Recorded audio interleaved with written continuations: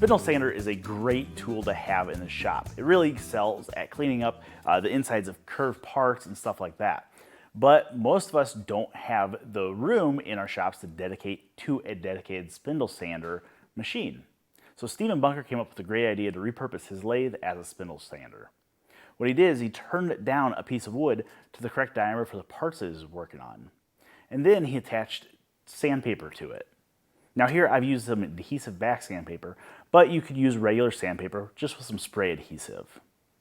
Once it's all mounted on there, all you have to do is simply turn on the lathe and get sanding.